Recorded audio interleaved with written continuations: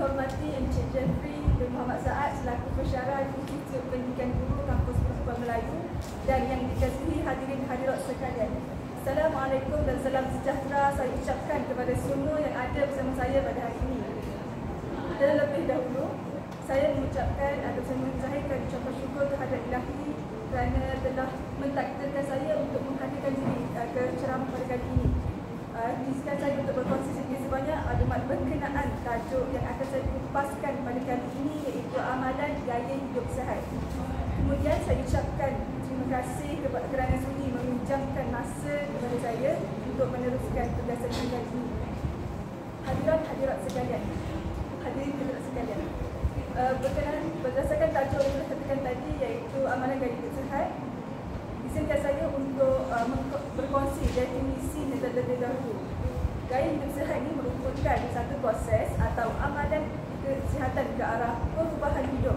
Hal ini kerana kesihatan merupakan satu perkara utama bagi menjalani kehidupan seharian, iaitu bagi untuk memenuhi tuntutan pekerjaan, pembelajaran dan banyak lagi, yang mana mendorong kita untuk menjaga kesihatan bagi mencegah diri daripada penyakit-penyakit yang berbahaya, contohnya seperti COVID-19 dan seperti serangan jantung. Matlamat gaya hidup sihat boleh dikategorikan sebagai perkara yang universal, memandangkan matlamat ini adalah bagi membentuk individu yang sihat dari aspek rohani, jasmani, intelektual dan serta bebas daripada penyakit-penyakit. Hal ini juga bertepatan dengan falsafah pendidikan kebangsaan, iaitu melahirkan insan yang seimbang dari aspek rohani, jasmani, intelektual dan emosi. Hadirin dan hadirat yang dihormati sekalian, ingin saya kongsikan berkenaan kesan andainya kita tidak mengamalkan gaya hidup sihat. Sebab kalau kita tahu kalau amalkan gaya hidup sihat memang ada kesan positif.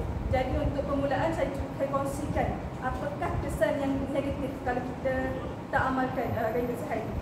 Okey, yang pertama ialah berkemungkinan untuk mendapat penyakit berbahaya seperti obesiti.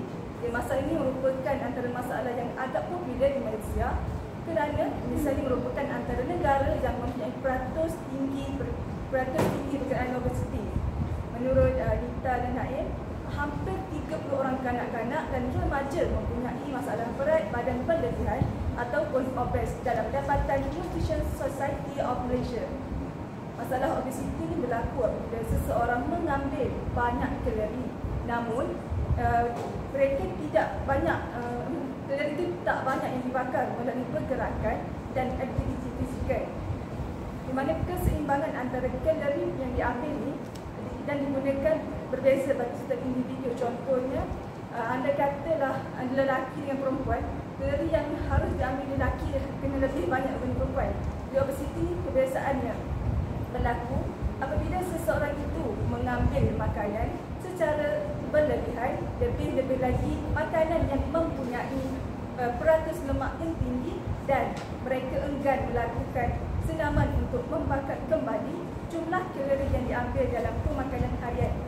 Masalah obesiti ini akan mendorong seseorang untuk mendapat penyakit lain yang lebih serius, contohnya seperti serangan jantung, darah tinggi, kencing manis dan banyak lagi yang akan mengganggu kelangsungan hidup. Selain itu, antara kesannya ialah pergaulan bebas. Menurut amal gaya hidup sihat menurut pandangan Islam bukan sahaja berfokuskan kepada kesihatan jasmani, tetapi berkaitan rohani juga.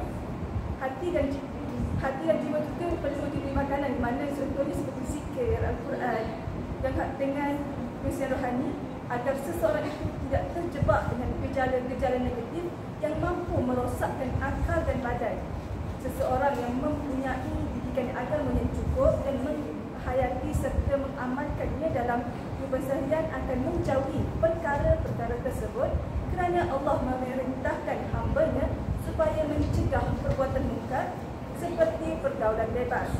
Pergaulan bebas ini mampu mendorong seseorang untuk melakukan perbuatan yang tidak baik seperti merokok, berzina dan banyak lagi.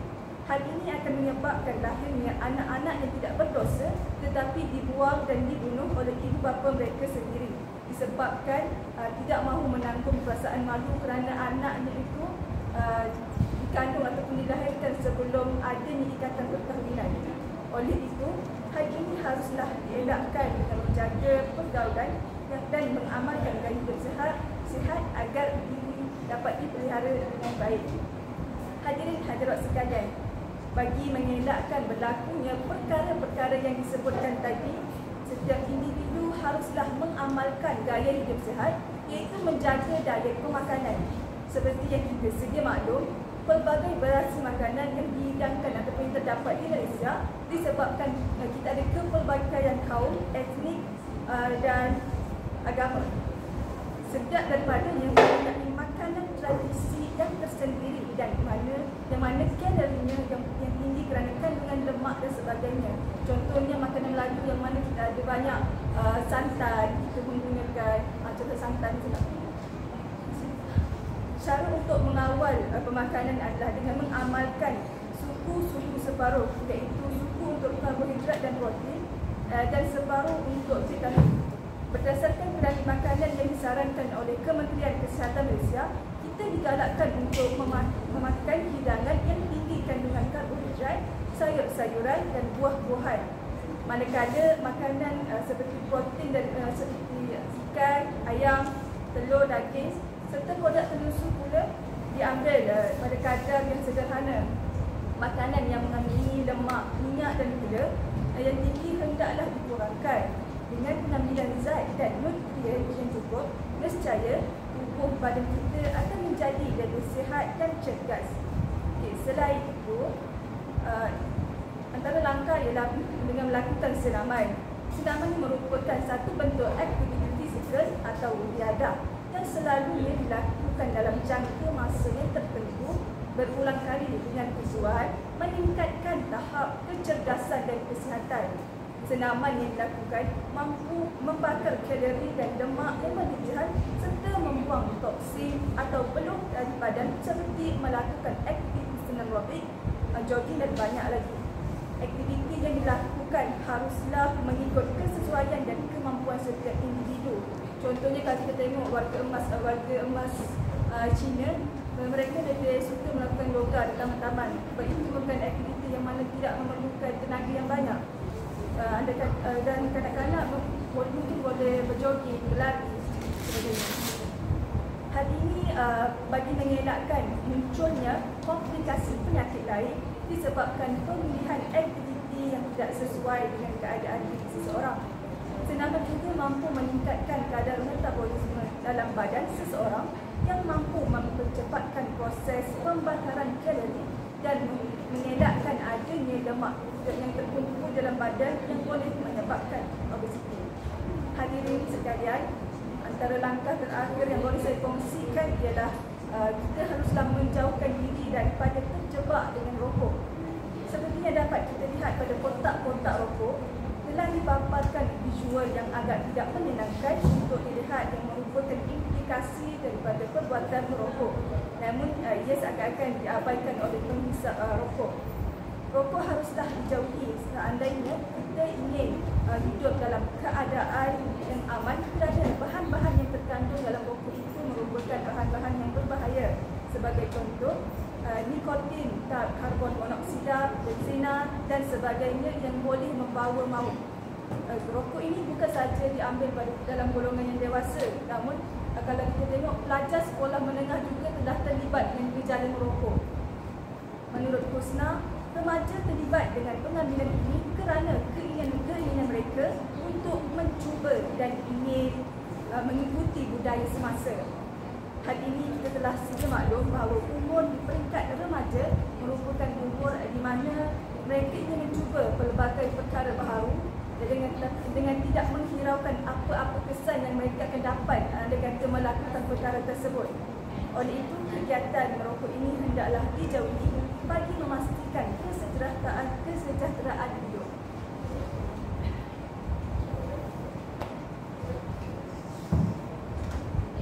Hadirin dan hadirat yang dikasihi sekalian, terdapat beberapa kesan apabila kita mengamalkan gaya hidup sihat, iaitu dapat mengekalkan kesihatan tubuh badan dan otak.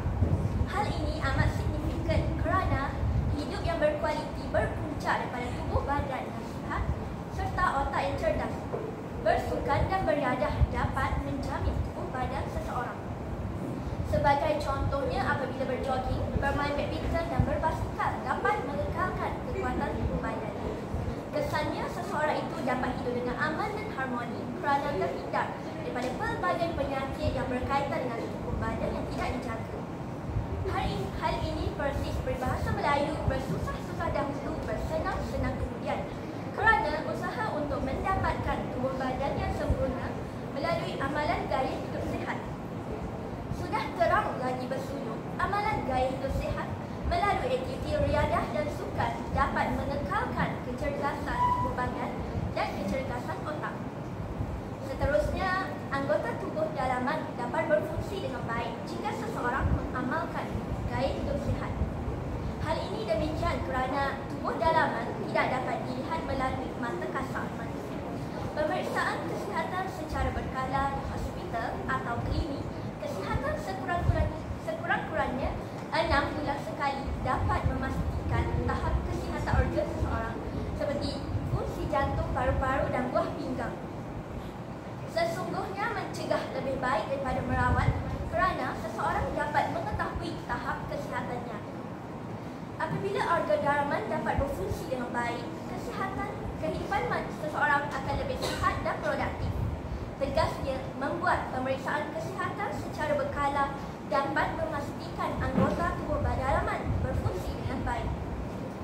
Kepentingan terakhir ialah seseorang dapat memastikan tubuh badan mendapat khasiat dan vitamin yang mencukupi.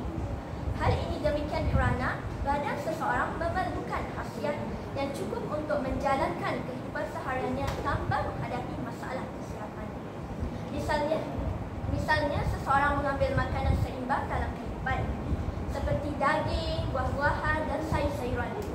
Natijahnya, badan kita akan sentiasa kekal sihat seiring dengan kecergasan minda dalam kehidupan seharian. Sesungguhnya, otak yang cerdas dapat membantu perkembangan diri dan sosial manusia.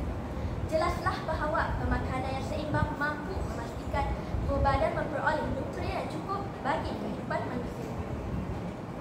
Hadirin dan hadirat sekalian, kenapa perlunya kita untuk mengamalkan gaya hidup yang sihat? Apa manfaat yang kita peroleh daripada pengamalan gaya hidup yang sihat mengikut kaedah yang betul? Antaranya ialah dapat menjadikan badan kita kuat. Makanan yang diambil berdasarkan piramid makanan akan membantu tubuh badan untuk melawan penyakit kerana tubuh kita mendapat nutrisi yang secukupnya. Sebagai contoh, apabila makanan diambil bebas daripada penggunaan bahan pewarna dan perasa tambahan juga bahan kimia, badan kita akan menjadi lebih sihat dan kuat. Hal ini akan menjurus kepada menjadikan badan lebih kuat bagi menangkis penyakit. Selain itu, kita dapat menjalani kehidupan yang lebih bermakna.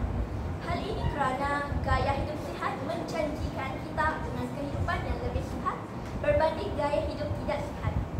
Mereka yang mengamalkan gaya hidup sihat seperti mengawal makanan dan bersenam dapat mengurangkan risiko penyakit, misalnya jantung tersumbat.